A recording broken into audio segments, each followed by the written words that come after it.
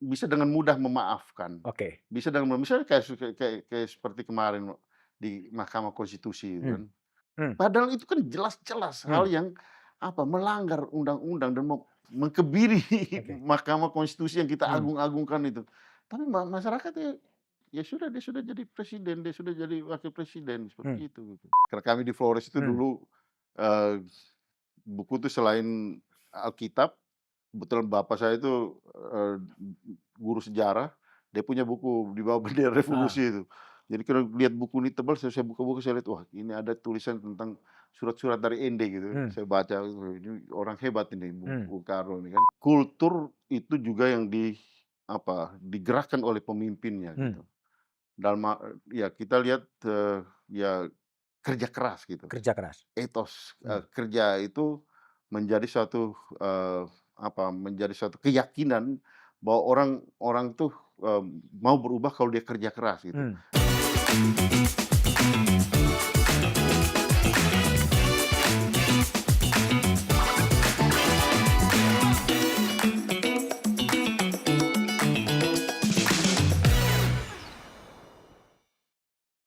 oke. Bang, ini yang terakhir-terakhir ya. Saya ingin tanya, Bang Andreas yang 4 tahun, 4 periode berada di DPR ya, pernah menjadi dosen di political scientist di Universitas Parahyangan di Bandung gitu.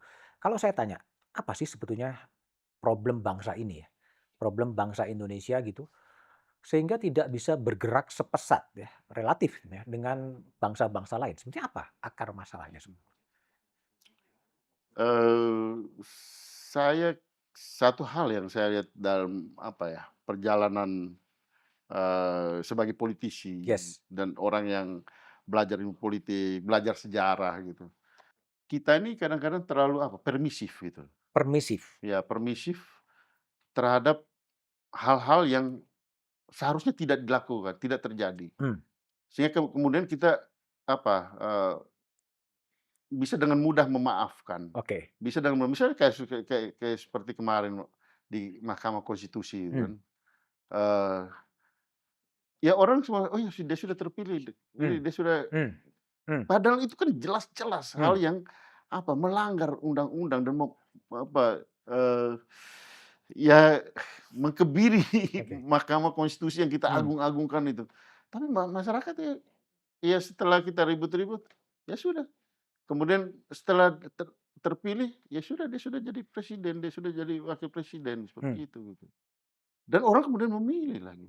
mmm, Jadi apa ya, kita tidak cukup teguh gitu dengan hal-hal prinsip yang harus kita oke, jaga gitu. oke. Dan itu juga terjadi dari level elit sampai ke bawah gitu. Kalau Mmm, elitnya sudah itu ya tidak semua sih. mmm, Saya kira di sini ya PDI Perjuangan tidak pengecualian dari iya, itu gitu. iya, Kita soal kemudian misalnya soal 3 periode waktu itu, mhm, kalau tidak di-stop mungkin itu bisa terjadi, oke, mungkin itu bisa terjadi. mmm, Dan kalau setelah itu terjadi, bisa jadi ya ya sudah memang ya kita maunya seperti itu gitu. oke. Permisif itu sesuatu yang positif atau negatif sih bagi bangsa Dalam ini? hal ini kalau itu dimanfaatkan untuk kepentingan kekuasaan itu sangat itu negatif. Negatif? Ya, karena disitulah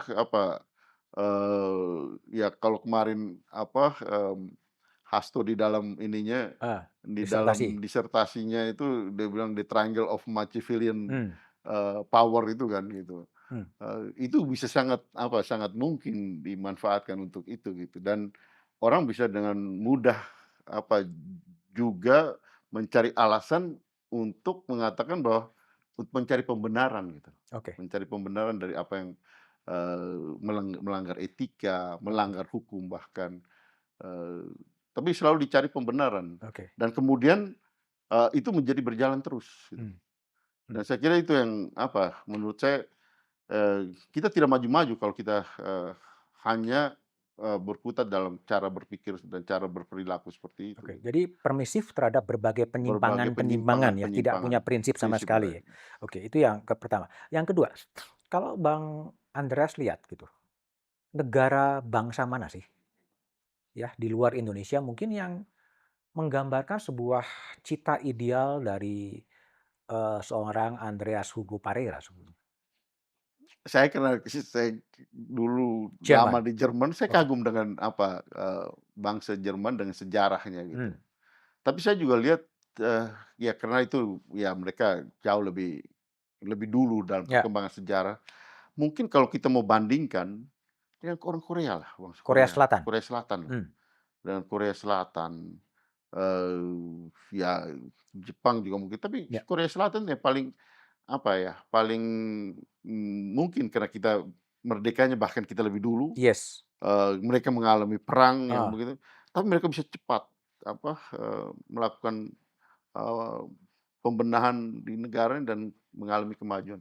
Sekarang yang kita lihat juga Vietnam, Vietnam, ya Vietnam oke. dengan, segala macam perjalanan sejarahnya, perang yang begitu lama, tapi ya sekarang Vietnam begitu cepat, apa, recovery dari situasi, sebelumnya dan sekarang mereka, mengalami kemajuan yang lumayan pesat gitu. Oke, belajar dari Jerman, Korea Selatan, dan Vietnam, faktor apa yang membuat negara ini bisa bergerak pesat?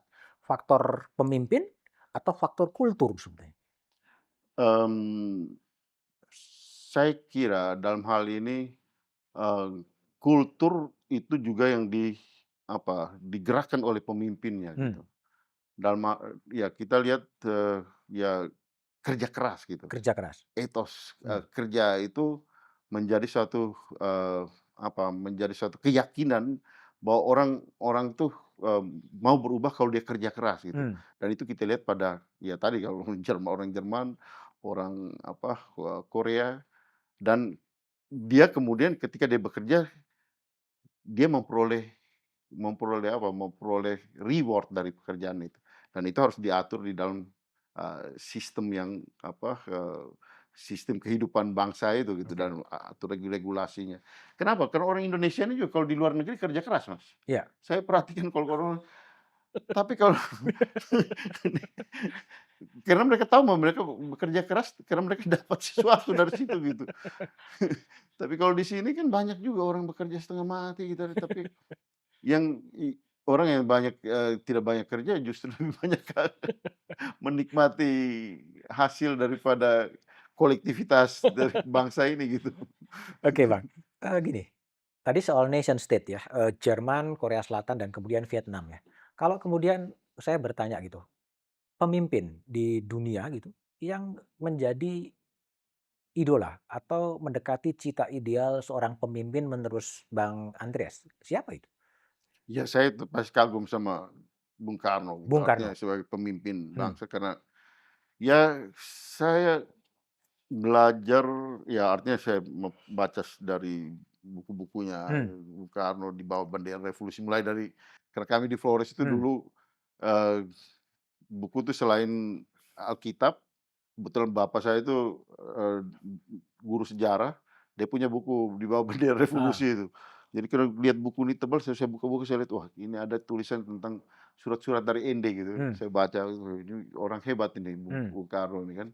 Kemudian banyak baca buku dan sejarah tentang Bung Karno. Terus kemudian saya belajar di, Passau dulu waktu tulis tesis saya sama Bernard Dam. Bernard mmm, Dam itu, mmm, sejarawan politik, yang menulis tentang Bung Karno dan oke, perjuangan kemerdekaan mmm, Indonesia gitu. Salah seorang Indonesianis senior lah, Jerman, di Jerman. Dan saya kagum betul dengan, eee eee, Bung Karno yang bisa apa, eee, bermimpi tentang Indonesia yang merdeka dan kemudian merealisasikan itu gitu, mmm, mewujudkan itu dan kemudian kita jadi negara yang merdeka gitu. mmm, Itu satu hal yang saya pikir, luar biasa dari Bung seorang Karno, Bung Karno gitu. oke. Tadi Bung Karno bisa mewujudkan mimpi soal Indonesia. Nah, kalau saya tanya sekarang kepada Bung Andreas, mimpi Anda apa soal Indonesia yang disebut-sebut sebagai 100 tahunan nih, 17 Agustus 2045? Imajinasi seorang Andreas Hugo Parera ketika Indonesia republik ini berusia 100 tahun, Indonesia akan jadi seperti apa yang dibayangkan oleh Bung Andreas? Yang seharusnya atau yang Anda bayangkan, yang seharusnya? ya saya bayangkan seharusnya kita bisa lebih dari, Korea Selatan misalnya. Mmm, dalam arti, dari segi Growth? pertumbuhan, kesejahteraan hidup. Karena kita punya banyak hal yang menjadi apa, menjadi prasyarat gitu untuk menjadi negara yang maju. Dalam arti ya kita punya apa, sumber daya alam yang luar biasa di Indonesia ini, kita punya sumber daya manusia yang begini besar, kita punya alam yang ya semua hal bisa tumbuh dan ada di dunia ini banyak hal yang ada juga di Indonesia gitu. Dan seharusnya kalau kita memanfaatkan itu betul-betul ya kita bisa maju dan bahkan lebih dari negara-negara contoh tadi dengan Korea Selatan gitu. Tapi kembali pada dari semua itu saya kira sumber daya manusia gitu, SDM? SDM. Dan saya merasakan itu, saya mengalami dan saya merasakan itu ketika sekarang di Komisi 10, saya merasakan betul bahwa pembangunan sumber daya manusia itu apa ya, hal yang tidak bisa kita tunda, tidak bisa kita, eee, ya berdiskusi untuk tidak mau mencari alternatif yang prioritas yang lain gitu. Kalau kita mau Iya. menuju Indonesia emas tadi gitu. Mmm. Kita bicara bonus demografi, ya kita akan mengalami itu gitu. Tapi kalau bonus demografi yang akan kita alami ini tidak didukung oleh sumber daya manusia yang, terdidik, terlatih dengan baik, ini akan menjadi beban demografi buat kita Mmm. gitu. Dan beban demografi ini akan berbahaya untuk ya tadi, ya kalau kita bilang kita mau menjadi negara yang maju, bisa jadi kita menjadi terpuruk dan makin menjadi tertinggal di sini. Terus kemudian ya kita bicara soal Indonesia emas gini. Mmm. Saya khawatir jangan sampai kita hanya retorika-retorika aja Oh, gitu. Itu retorika. yang bahaya gitu. Oke. Kita membuat jual mimpi-mimpi, para pemimpin ini menjual mimpi-mimpi bahwa Indonesia akan menjadi Indonesia emas, tapi mereka tidak mempersiapkan menuju Indonesia emas itu harus seperti apa.